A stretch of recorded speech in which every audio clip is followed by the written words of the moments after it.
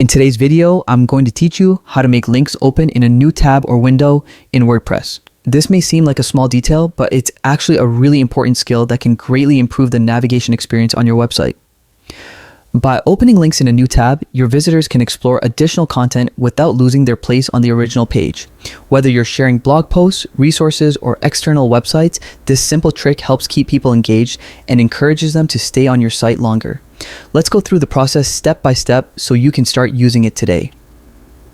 First, open your preferred web browser and go to wordpress.com. If you're not already logged in, you'll need to do so to access your site's editing tools. Look for the Login button at the top right corner of the homepage and click it. On the Login page, WordPress gives you several ways to sign in. For simplicity, we'll use the Continue with Google option. This is a fast and secure method, especially if your WordPress account is linked to your Google account. A prompt will appear asking you to select the Google account you want to use. Make sure to pick the one connected to your WordPress site so you don't accidentally log into a different account. Once you select it, WordPress will log you in and take you straight to your main dashboard. Once inside the dashboard, locate the website you want to edit and navigate to the page or post containing the link you want to modify.